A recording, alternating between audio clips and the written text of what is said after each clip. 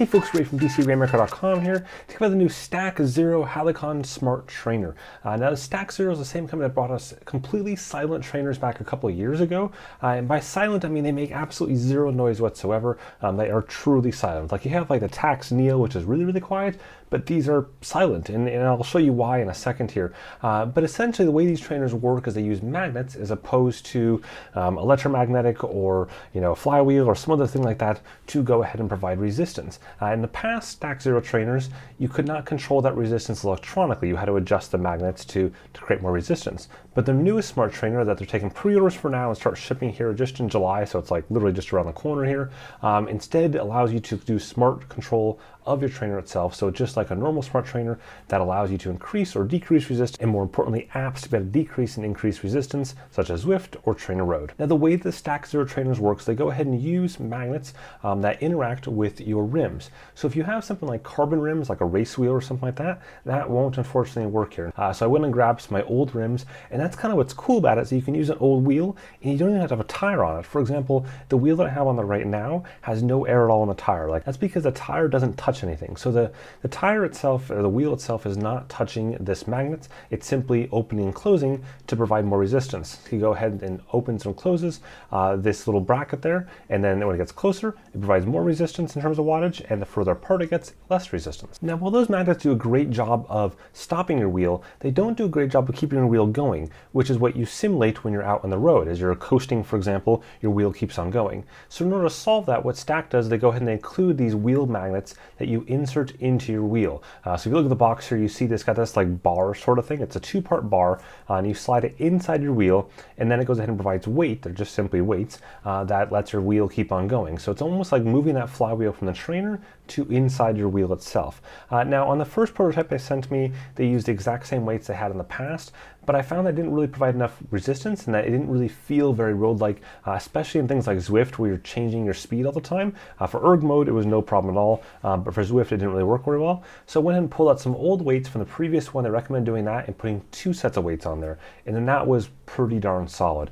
So on the units they're going to ship in July, they're going to add these little like ear adapter things. I'll show a picture of what they sent me they're supposed to look like. That gets the exact same weight that I had accomplished here, just in a much prettier format, and that should solve the issue in terms of that road-like feel. So now that we talked about how that works, let's talk about the app side of things. And that's really the big change here with this Smart Trainer Edition, is that it does interact with apps. It works on both ANT+ FEC as well as Bluetooth FTMS, which is the standards for both Bluetooth and ANT+ for trainer apps to control it. So that means you can use like Zwift and TrainerRoad and Kinomap and SufferFest and Rouvy, and I mean all the apps out there you'd expect. If they don't support one of those 2 standards, then you shouldn't be using that app. They should be fired as your app provider. So they support those 2 apps, which is great. Also means head units work with them as well. So for example, the Garmin Edge series or the Wahoo Bolt series or Element series also can control these trainers too. And what's cool is that unlike standard trainers that need to be plugged in, this doesn't have to be. It has a small little battery on it that works for about 10 to 20 hours, I say, or you can simply leave it charged in using just a simple micro USB plug, which is kind of cool. Like it's really super basic, but if you want to take it with you to a race, you could do that. Speaking of the electronic side of things there, the unit that you see on the back of this particular trainer is totally prototype and hand built, so they didn't have the final industrial design case yet in when they sent it to me, so it does look a little bit sketchy. No worries, the unit that's supposed to be coming in the next month and a half or so will be a nice finished pod and be really, really clean and look pretty nice. Now when it comes to accuracy, what it is, I went ahead and put another power meter up against it. I used the Vivero Asioma pedals and compared it to the trainer in both Zwift and TrainerRoad. So in the case of TrainerRoad, I did a 30 by 30 test, which basically means it goes hard for 30 seconds, then it eases off for 30 seconds and does this back and forth very, very quickly. And what I saw was that the ramp up initially was great, and then the first interval, it just didn't hit the power it was supposed to. And then I remember I had to increase the speed a little bit to be able to get some of those higher wattages out. I was on a much easier gearing, which for erg mode doesn't matter at all. Once I went ahead and just put it in a little bit faster wheel speed, then like it was instantaneous. In fact, if you look at the rest of the intervals there, I'd almost say like it bordered on being too quick, too responsive, which is a weird criticism, but it was so quick, faster than any other trainer I've tested in terms of going from those wattage shifts, which I think was like roughly 150 watts to 350, 375 watts, and it was like that. It was actually really kind of cool. And then on the Zwift side of things, accuracy, by the way, on all this was really, really solid. It's very, very close between the two of them.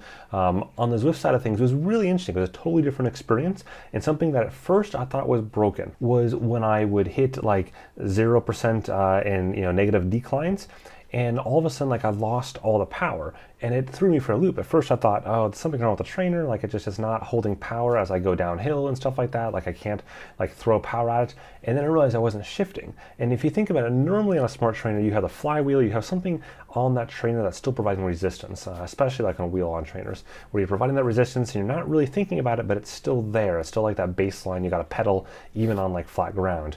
But in this case, there's zero resistance. The wheel just floats in the air. And so it took me a few minutes to realize it's just like outdoors. If I'm cresting a hill and I start going downhill and I'm still in a really easy gear, then I'm just pedaling for air. And it's the exact same thing here. So in some ways, it's actually the most realistic outdoor experience I've had, at least like for that portion of it. On the flip side, I found that there's still like, it's not like a really great road feel. It's not like a Wahoo Kicker, the higher end version, or a Tax Neo road feel. It's not like a $1,200 TrainerRoad feel is what I'm saying. It's kind of like a $600 TrainerRoad feel, just different. Like in other words, that whole cresting and going downhill thing is better than the $600 road feel. But in terms of some of the like on the flats portion, I would say it isn't quite as good there. When you're climbing, it's just as good as the other one. So some little nuances there. I think the erg mode definitely is better here though than on the $600 trainers. But of course, the thing that you want to know is how quiet is it really? Now keep in mind, the quietness here is purely based on my drivetrain, how clean it is. And mine is definitely not that clean. So you're going to hear some of that, and I've tried to put it like in just the right gear where it's like the most efficient from a cleanliness standpoint right now, and how I have my shifting on this particular cassette setup. So I try to put like in the cleanest gear possible so that it's not my bike, making it sound louder than it is. So there's really no better way to demonstrate how quiet it is than to do something incredibly stupid. So what I did is I took the bike and I put it in the nursery, the baby's room, before the baby went down to sleep. I did this before like her nap this afternoon. I thought to myself, like, if I can pedal right next to the baby, then it's certainly pretty darn quiet, right? That seemed like a brilliant idea at the time. It seemed like a really cool YouTube idea anyways. So I did all that, I got everything all set up, and then I put her to bed, and I'll just show you what happened next.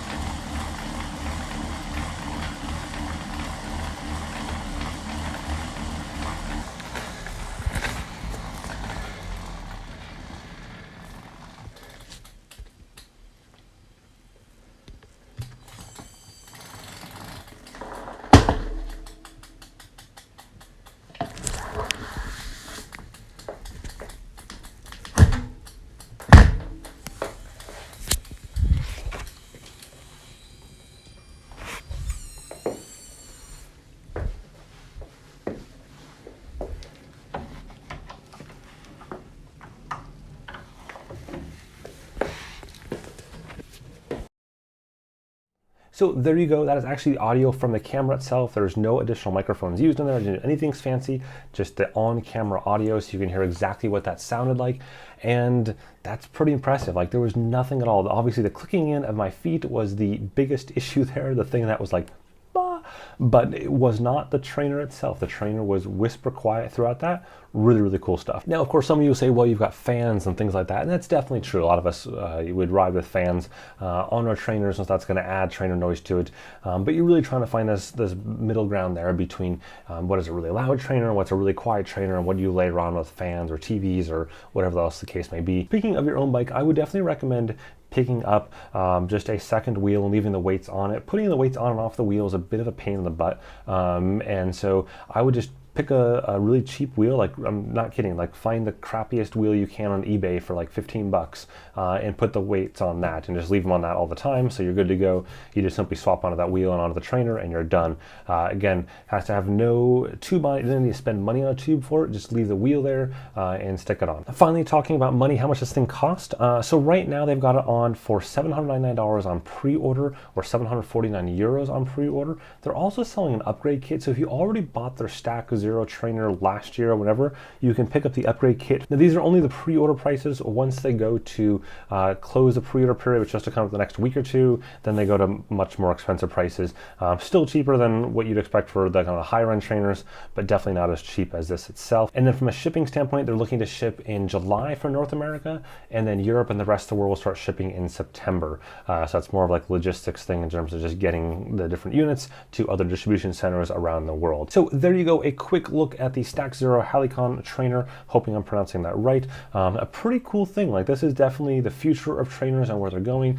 Stac Zero is doing some really cool stuff there. It's neat to see something that's super accurate, super quiet, works with all the standards, and is available on the timelines that they've set, at least historically anyways.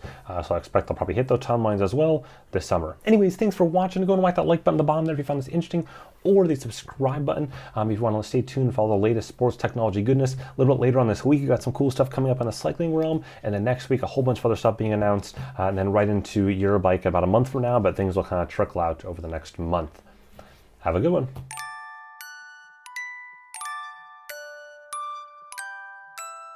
Did you really think I was going to put a baby in that crib next to me? You're nuts. You're not a parent. You would know full well that you never, ever, ever, ever, ever get close to waking up a baby when they're sleeping for the nap. That is your 2 hours of holy time, of quietness. No, not even for you. No.